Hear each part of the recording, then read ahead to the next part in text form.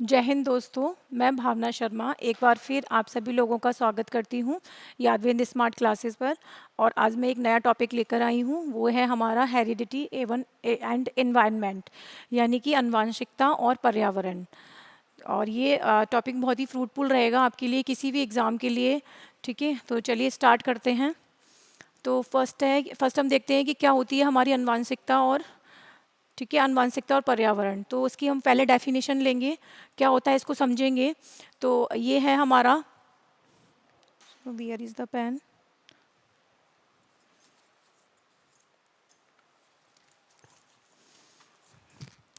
तो इसमें है हमारा, बालक को न केवल अपने माता पिता से वरन उनसे पहले के पूर्वजों से भी अनेक शारीरिक और मानसिक गुण प्राप्त होते हैं। इसी को हम वंशानुक्रम या आनुवंशिकता कहते हैं। यानी कि एक बच्चे ने जन्म लिया तो उसमें क्या हो रहा है कि उसको अपने माता पिता से, ठीक है, और पूर्वजों से, या कह ले दादी बाबा हो गए, नाना नानी हो गए, उनसे क्या हो रहे हैं कि कुछ शारीरिक और मानसिक गुण प्राप्त हो रहे हैं।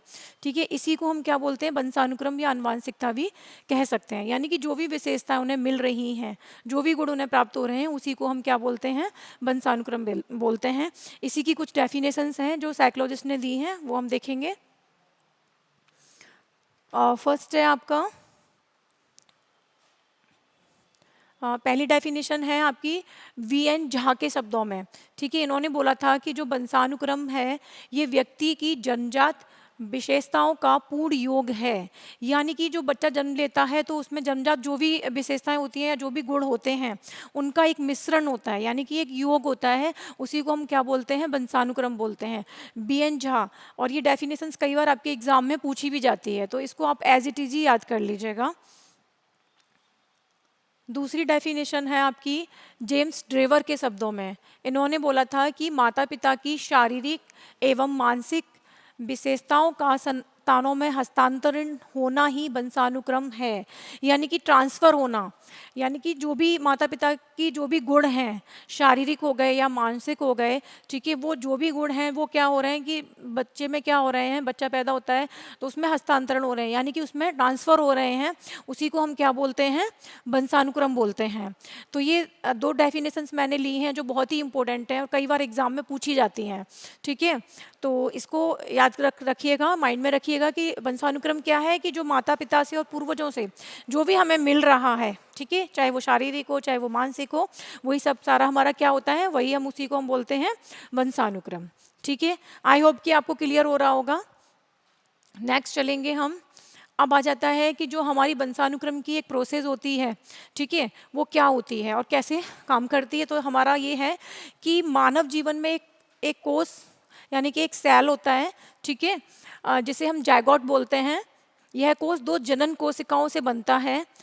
एक जिसमें एक पिता का होता है जिसे हम शुक्राणु या स्पर्म्स भी बोलते हैं, और माता का एक होता है जिसे हम अंडाणु या ओवम कहते हैं।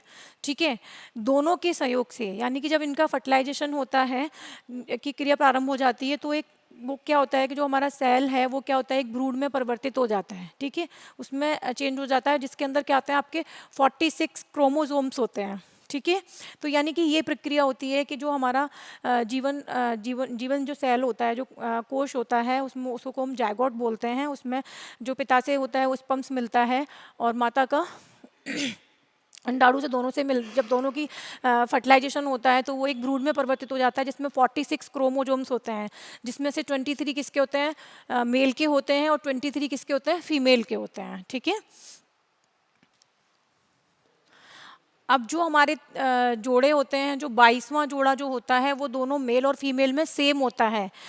और जो हमारा 23वां जो पेयर होता है, ठीक है, वो क्या करता है, अभी मैंने बताया कि 23 होते हैं, 23 मेल के और 23 फीमेल के होते हैं। तो जो हमारे 22 हो गए वो दोनों में सेम हो गए, मेल और फीमेल में। और जो हमारा 23 जो पेयर है उसमें क्या होता है, वो बच्चे का सेक्स डिसाइड करता है, कि यानी कि जो हमारा बेबी होगा वो बेबी बॉय होगा या फिर हमारा बेबी गर्ल होगा। यानी कि जो हमारा 23वां जोड़ा जो होगा वो बच्चे का सेक्स डिसाइड करता है। आई होप कि क्लियर हो रहा होगा। नेक्स्ट आ जाता है कि अब वंशानुक्रम की जो प्रक्रिया होती है, कई बार ये क्वेश्चन आता है, यूपी टेट, सुपर टेट और आपके सी टेट में पूछा गया है। एग्जामिनर क्या करता है, सेम स्ट्रक्चर ऐसे दे देता है, कभी क्या करेगा उसको चेंज कर देगा, अंडाणु को पीछे कर देगा, शुक्राणु को आगे कर देगा।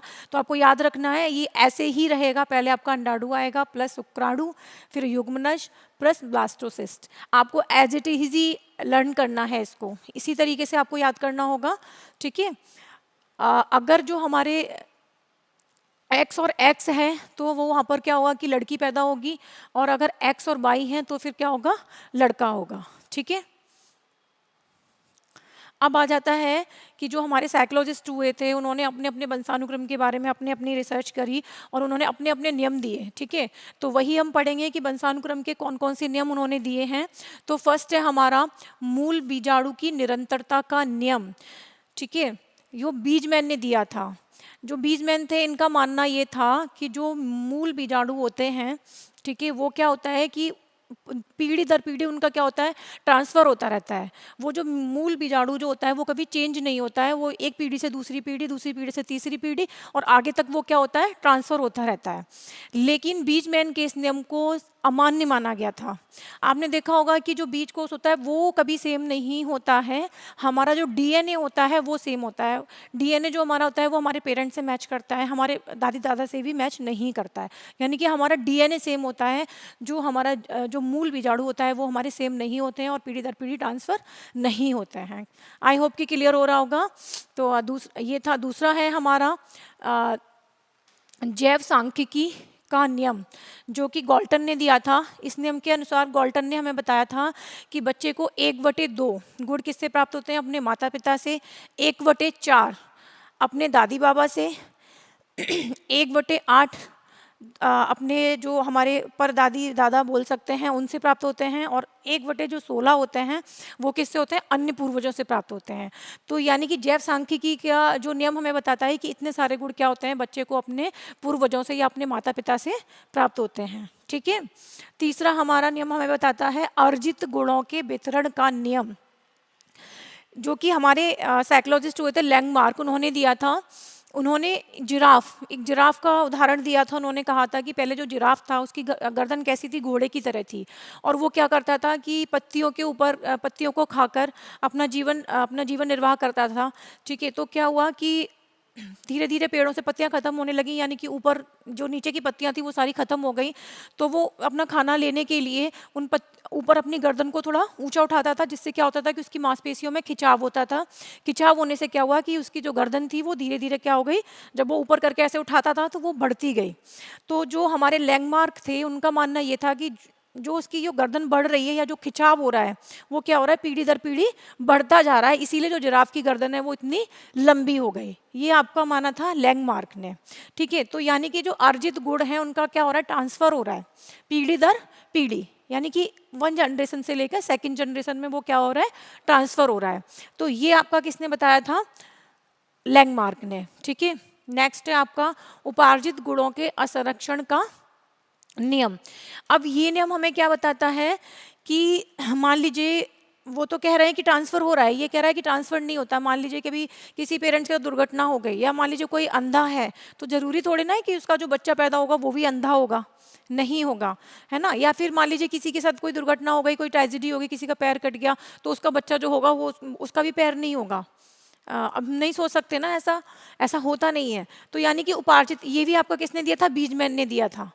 तो इसका उन्होंने क्या करा कि वो कई सालों तक, एक कहते हैं कि साइंस का भी अगर आप प्रयोग सही करोगे तो ही वो आपको राइट रिजल्ट देगा, अदरवाइज नहीं देगा।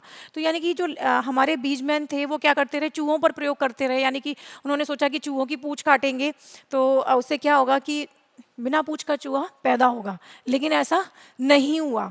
तो यानी कि इनके जो दोनों ही सिद्धांत थे वो क्या थे, अमान्य माने गए, ठीक है। अभी आप कल्पना करिए कि बिना पूंछ का चूहा कैसा होगा, कितना अजीब लगेगा, है ना। तो वही है ना कि उपार्जित गुणों के असंरक्षण का नियम, ठीक है।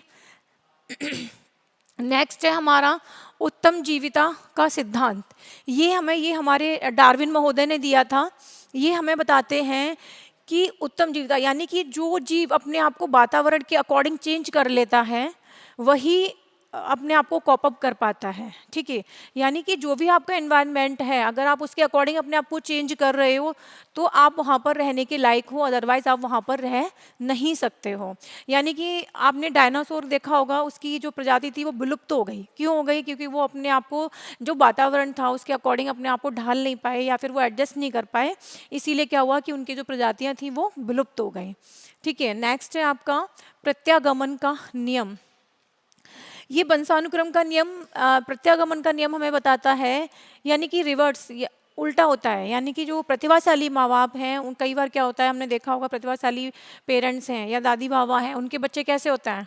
जरूरी नहीं है कि वो प्रतिभाशाली पेरेंट्स हैं तो उनका बच्चा भी प्रतिभाशाली हो। कई बार देखा होगा कि पेरेंट्स तो बहुत होशियार हैं और बच्चा कैसा डम्ब है एकदम से, है ना। या फिर हमने देखा होगा कि पेरेंट्स तो इतने अच्छे नहीं है, उनका आईक्यू लेवल इतना अच्छा नहीं है, लेकिन उनका बच्चा क्या है, बहुत ही ज़्यादा प्रतिभाशाली है, सृजनात्मक बच्चा है, ठीक है। तो प्रत्यागमन का नियम क्या होता है कि उल्टा बताता है, ठीक है। यानी कि हो सकता है कि जो पेरेंट्स होशियार नहीं, उनका बच्चा होशियार हो जाए, या जो बच्चा होशियार नहीं, उनके पेरेंट्स भी बहुत ज़्यादा प्रतिभाशाली हों, ठीक है।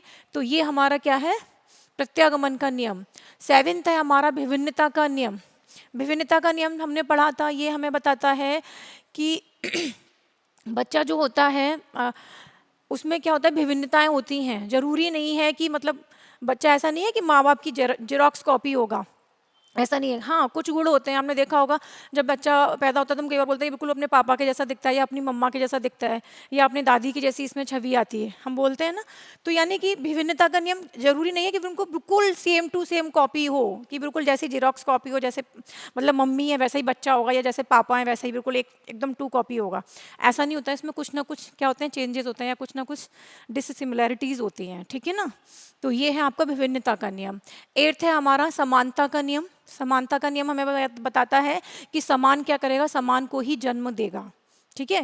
यानी कि जब मनुष्य है तो उससे मनुष्य बच्चा ही पैदा होगा, यानी समान समान को जन्म देता है। बिल्ली है तो वो उससे बिल्ली का बच्चा ही पैदा होगा, ठीक है। तो यानी कि समानता का नियम हमें ये बताता है वंशानुक्रम में। एट्थ नंबर है हम, नाइन्थ है एंड द लास्ट है मेंडल का नियम। जॉर्ज मेंडल जिनका पूरा नाम था, इन्होंने क्या किया था, चूहों और मटर के पौधे उस पर प्रयोग किया था। मेंडल ने क्या किया कि एक सफ़ेद और काला चूहा लिया, उनका प्रजनन कराया, तो उससे क्या हुआ कि काले रंग के चूहे पैदा हुए। फिर इन्होंने वर्णशंकर चूहे लिए, उनका किया, तो उससे क्या हुआ कि काले और सफ़ेद दोनों रंग के चूहे पैदा हुए, ठीक है। तो ये था आपका मेंडल का नियम। आई होप कि आपको ये समझ में आए होंगे वंशानुक्रम के सारे सिद्धांत, ठीक है।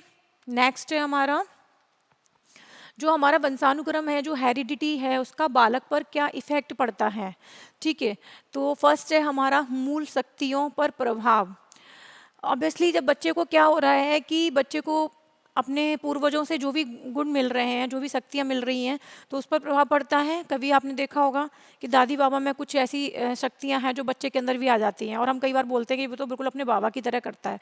या फिर वॉइस आपने देखी हुई, कभी किसी बच्चे की आवाज़ ना अपने दादा से बहुत ज़्यादा मिलती है, या पापा से बिल्कुल जैसे कि मिलती है एकदम, है ना। तो वही है कि मूल शक्तियों पर भी वंशानुक्रम का प्रभाव पड़ता है। सेकेंड है आपका शारीरिक लक्षणों पर प्रभाव। ऑब्वियसली हमने देखा होगा कि अगर पेरेंट्स की हाइट ज़्यादा है तो मोस्टली केसेस में होता है कि बच्चे की भी हाइट नॉर्मली ज़्यादा ही होती है। बहुत ज़्यादा केसेस में ऐसा होता है कि पेरेंट्स तो बहुत लंबे हैं और बच्चा थोड़ा छोटा है। लेकिन ज़्यादा मोस्टली हम देखते हैं कि जो शारीरिक लक्षण होते हैं वो हमारे पेरेंट्स के ऊपर या हमारे पूर्वजों के अकॉर्डिंग ही जाते हैं, ठीक है। थर्ड है आपका व्यवसायिक योग्यता पर प्रभाव। आपने देखा होगा कि जो चला आ रहा होता है, यानी कि परिवार में जो भी चल रहा है, जो भी व्यवसाय चला आ रहा है, या हम देखते हैं कि शिक्षक का बच्चा शिक्षक होगा, डॉक्टर का बच्चा डॉक्टर होगा, मोस्टली हम देखते हैं। तो यानी कि व्यवसाय योग्यता जो भी हमारे हम देखते आ रहे हैं कि बच्चा जो भी देख रहा है कि हमारे यहाँ ये काम होता है, तो बच्चा भी उस चीज़ को सीख लेता है और उसी को आगे वो फॉलो करता चला जाता है या आगे बढ़ता चला जाता है उसमें। तो यानी कि वंशानुक्रम का व्यवसाय योग्यता पर भी प्रभाव पड़ता है। फोर्थ है आपका सामाजिक स्थिति पर प्रभाव। ऑब्वियसली जो आपका सामाजिक स्टेटस होता है उस पर भी प्रभाव पड़ता है। एक मान लीजिए बहुत ही संपन्न परिवार है, उसकी समाज में बहुत अच्छी रैपो है, तो बच्चा उस परिवार में जन्म लेता है, तो ऑब्वियसली उसमें भी वैसे ही गुण आने लग जाते हैं। वो भी अपना समाज में एक अच्छी सी पैस्टिस बना के रखना चाहता है कि अच्छा उसका भी वो एक अच्छी सी एक सामाजिक स्टेटस को फॉलो करता है, ठीक है। तो यही है कि सामाजिक स्थिति पर भी प्रभाव पड़ता है। चरित्र पर प्रभाव। डगडेल एक साइकोलॉजिस्ट हुए थे, उन्होंने बोला था कि चरित्रहीन माँ बाप के बच्चे क्या होते हैं, चरित्रहीन ही होंगे, ठीक है। बट ऐसा नहीं है। कई बार हम देखते हैं कि पेरेंट्स के बिल्कुल अपोजिट बच्चे होते हैं, ठीक है, पेरेंट्स बहुत अच्छे हैं और उनके बच्चे कैसे होते हैं, बिल्कुल ही अपोजिट होते हैं। ठीक है ना, जैसे वो सीधे साधे पेरेंट्स हैं, उनके बच्चे उतने ही ज़्यादा नोटोरियस टाइप के होते हैं। तो यानी कि चरित्र पर प्रभाव, ऐसा डगडेल ने माना था कि चरित्रहीन माँ बाप हैं तो उनके बच्चे भी चरित्रहीन होंगे। ठीक है, उनका मानना था। या फिर जो बहुत चरित्रवान पेरेंट्स हैं उनके बच्चे भी कैसे होंगे, चरित्रवान होंगे। हाँ, इफेक्ट पड़ता है, देखा जाता है कि जैसे माँ बाप होते हैं बच्चे भी वैसे होते हैं, लेकिन हर केसेस में, हर हर परिस्थिति में ऐसा पॉसिबल नहीं है, या हर केस में हम ऐसा नहीं देख सकते हैं। ठीक है, और बुद्धि पर प्रभाव, ऑब्वियसली मैंने आपको बताया है कि वंशानुक्रम है ही वही है कि पेरेंट्स से क्या होता है, आपको कुछ शारीरिक और मानसिक योग्यताएं मिल रही हैं जो आपके अंदर आ रही हैं।